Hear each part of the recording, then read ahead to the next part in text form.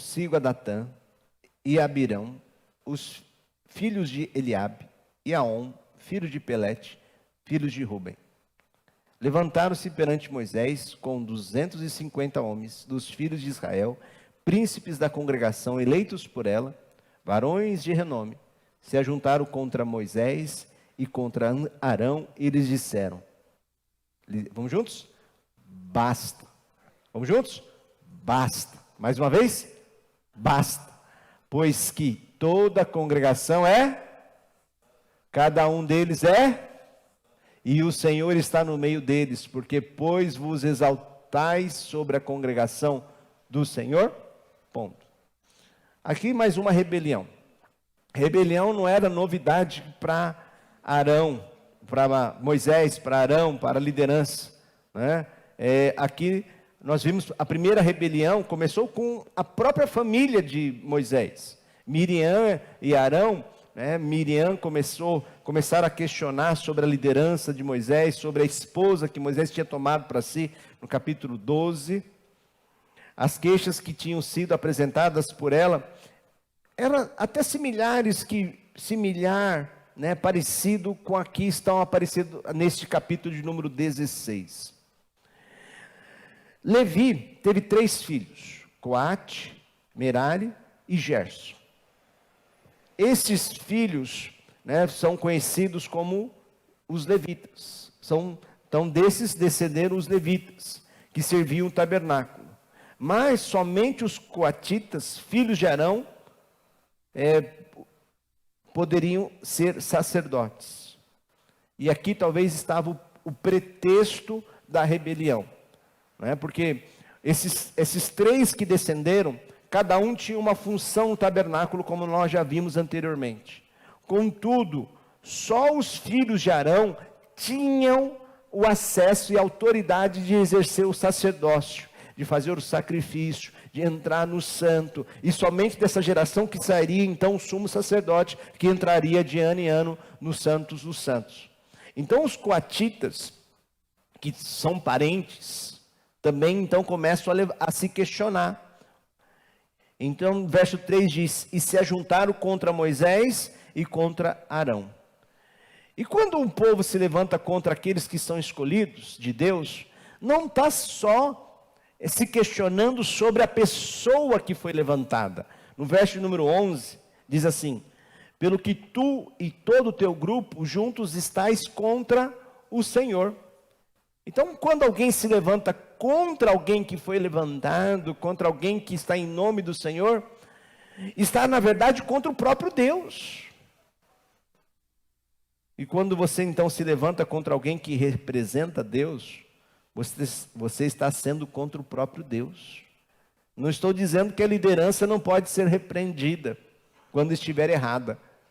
Porque lá em 1 Timóteo, capítulo 5, verso 19, mostra para nós o seguinte: não aceites denúncia contra o presbítero, senão exclusivamente sobre o depoimento de 2 ou 3 testemunhas. Quanto aos que vivem no pecado, repreendam-os na presença de todos, para que também os demais temam. Conjuro-te perante Deus e Cristo Jesus e os anjos eleitos, que guardes estes conselhos, sem prevenção, nada fazendo com parcialidade. Então sim, pode-se, de algum momento, uma liderança instituída, pode estar em pecado e cometendo alguma coisa errada, precisamos advertir, né? Está contra a palavra de Deus, está pregando, ensinando alguma coisa herética, precisamos advertir. Mas muito cuidado quando se faz isso. Muito cuidado. A rebelião de Miriam não tivera tempo de lançar as raízes, mas aqui neste capítulo de número 16, esse grupo contou com o apoio de 250 príncipes, conforme diz o verso de número 2. Romanos capítulo de número 16, 17, talvez nos ensina como podemos talvez evitar que rebeliões assim criam raízes no seio da igreja. Ele diz assim: rogo-vos, irmãos, que noteis bem aqueles que provocam divisões e escândalos, em desacordo com a doutrina que aprendestes. Vamos juntos no final? Afastai-vos, mais uma vez, afastai-vos. Mas às vezes coisa ruim pega, né? O negócio que coisa ruim quando adentra, difícil tirar. É difícil tirar. E aqui talvez está o grande segredo para que rebeliões, para que igrejas não sejam divididas, para que o corpo de Cristo não padeça, é que quando se levantar alguém em rebelde, alguém que começa a fofocar, falar mal da liderança, talvez até com um motivo próprio, né, que pareça bom a princípio, mas quando você começa a examinar, quando você começa a colocar em prova, quando você começa a questionar a pessoa com caráter dúbio, né, mau caráter, que quer realmente só ser usado pelo capeta para criar divisão, criar problema, então o que nós devemos fazer? Afastai-vos dele. A rebelião só prosperará se encontrar um terreno fértil para isso. Vencer esse tipo de mal não depende só da liderança da igreja. Toda a congregação tem responsabilidade. Se o sujeito te procurar para falar mal, fazer fofoca, só vai prosperar se você deixar. Só se o seu ouvido se você abrir o seu ouvido e deixar que isso penetre no seu coração. Porque se chegar diante de uma pessoa para falar mal, para criar situação contra a sua igreja, contra a sua liderança, contra a vida de pessoas que estão trabalhando no reino, vai prosperar se você dá ouvidos. Cuidado com os maledicentes, com os fofoqueiros, com os mexeriqueiros. Provérbios capítulo 16, verso 28, diz assim: o homem, vamos juntos? O homem perverso e o difamador. Quantas pessoas são separadas de pessoas que amavam, porque deu ouvido a uma fofoca, a uma queixa de um estranho, de uma outra pessoa que foi maledicente, apenas para entrar, para criar divisão. Para criar divisão.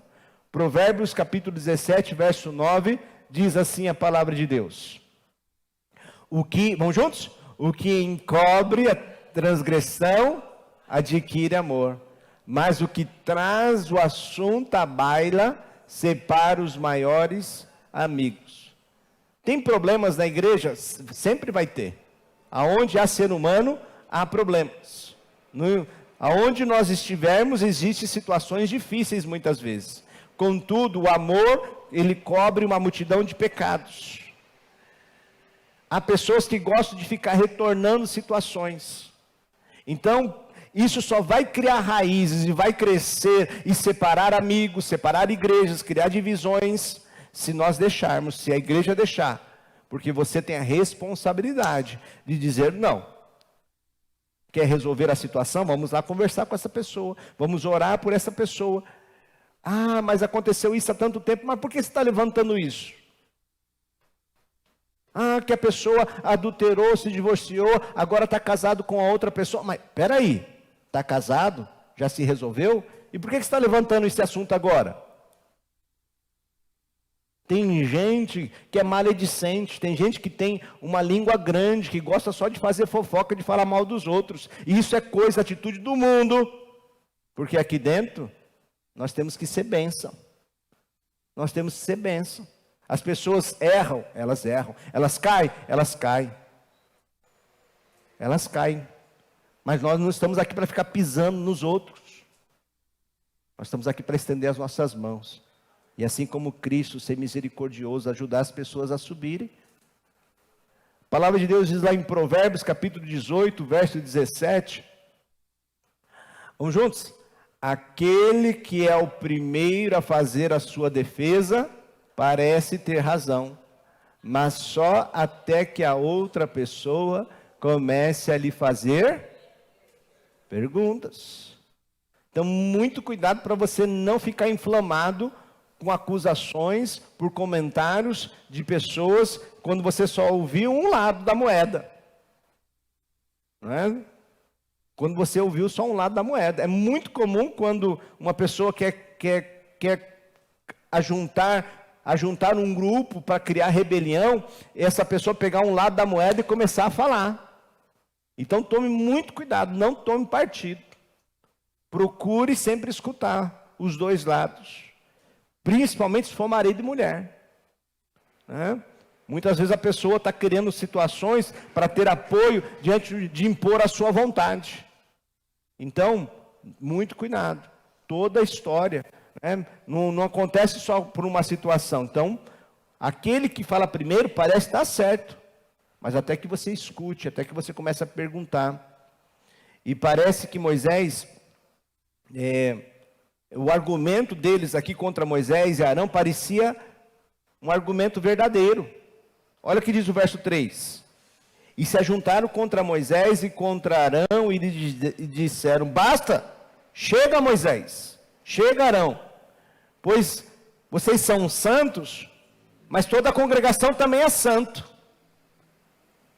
Aí eles dizem ainda mais: pois que toda a congregação é santa, cada um deles é santo, e o Senhor está no meio deles. Assim como o Senhor está contigo, o Senhor está no meio da igreja, está conosco também. Por que, pois, vos exaltais sobre a congregação? Moisés, Arão, os sacerdotes estavam se levantando, se pondo à frente da congregação, por simples vontade deles. Esse é o grande perigo. O grande perigo de nós não entendermos o nosso lugar. E Moisés então lembra para eles do grande privilégio que eles tinham de terem sido chamados por Deus. Olha o verso 8. Disse mais Moisés a Corá: ouvi agora, os filhos de Levi, acaso é para vós outra coisa de somenos que o Deus de Israel vos separou da congregação de Israel para vos fazer chegar a si, a fim de cumprir o serviço do tabernáculo do Senhor e estardes perante a congregação para ministrardes? E te fez chegar Corá e todos os teus irmãos, os filhos de Levi contigo, ainda também procurais o sacerdote? Moisés então questiona dizendo para eles: parece pouco para vocês? Deus ter separado vocês para estarem junto ao tabernáculo? Deus separou vocês para uma obra. Parece pouco aquilo que Deus separou vocês? Hoje, da mesma forma, o Senhor continua chamando pessoas, separando pessoas para obras especiais. E toda obra na casa do Senhor é especial. O próprio apóstolo Paulo vai dizer isso lá em 1 Coríntios, capítulo 12, verso 18 a verso 25. Eu não sei se eu coloquei aí. 1 Coríntios, capítulo 12, verso 18, na NTL, pode mudar a versão, por favor? Na nova linguagem, isso. Assim Deus colocou cada parte diferente do corpo, conforme, de fato, ou se o corpo todo fosse uma parte, não existiria o corpo. De fato, existem muitas partes, mas um só corpo. Portanto, o olho não pode dizer para a mão: eu não preciso de você. E a cabeça não pode dizer para os pés: não preciso de vocês. O fato é que a parte do corpo que parece ser mais fraca são as mais... Isso aqui é sério, queridos. Cada um de nós precisamos reconhecer o nosso valor, reconhecer o quanto é preciosa a obra que cada um de nós estamos fazendo aqui na casa do Senhor. No domingo me deram um monte de bola, bexiga para segurar, quem estava aqui viu aquela dinâmica. Mas aquilo que Deus me chamou para fazer só compete a mim, e aquilo que Deus chamou você para fazer só compete a você. Eu não posso fazer o seu trabalho, o seu ministério, e você também não pode fazer o meu. Cada um de nós temos um chamado específico na casa do Senhor. Nesse momento eu estou executando uma função. Deus pode me chamar para fazer outra coisa, sem dúvida. E eu vou ter a grande alegria de fazer. Porque eu sei de onde Deus me tirou, eu sei aonde eu estou, e eu sei para onde eu estou indo. Então, acha pouco o fato de você ter sido separado, comprado, lavado e remido no sangue do Cordeiro? Querido, Deus tem uma missão para você. Nunca se sinta envergonhado que a sua missão pareça simples. Simples, talvez, cuidar ali da entrada da igreja, guardar os irmãos aqui, proteger de pessoas maldosas. Ou talvez estar ali na portaria recebendo as pessoas com um lindo sorriso, pessoas que estão abatidas, tristes, angustiadas, e chegam ali naquela porta e recebem um abraço, recebem um aconchego, são acolhidas. Talvez este seja o único abraço que ela recebeu no último mês. Você acha pouco? Talvez o serviço que você faça de cuidado, de zelar, de limpar, de cuidar, deixar agradável para as pessoas chegarem num ambiente agradável. Talvez pareça pouco. Você vir aqui se preparar para cantar, louvar ao Senhor. Talvez pessoas que gostariam tanto ter tanta habilidade de poder tocar um instrumento, de ter uma voz para conduzir a outros a louvar, e Deus concedeu isso a você. E parece pouco, porque desprezais o dom, o talento que Deus tem te dado. E quantos estão escondendo e guardando aquilo que o Senhor confiou? Que você desenterre, que você faça uso desse dom, desse talento, que você abençoe vidas. Parece pouco, e o texto Paulo vai terminar dizendo, 1 Coríntios 12, o verso 23, e aqueles que achamos menos honrosos, são as que tratamos com mais honra. E as partes que parecem ser feias recebem um cuidado especial, que as outras mais bonitas não precisam. Foi assim que Deus fez o corpo, dando mais honra às partes menos honrosas. Desse modo, não existe divisão no corpo, mas todas as suas partes têm o mesmo interesse, umas pelas outras. Vamos concluir? Que o tempo acabou? Em João capítulo 15, verso 16, o evangelista diz assim, vamos juntos?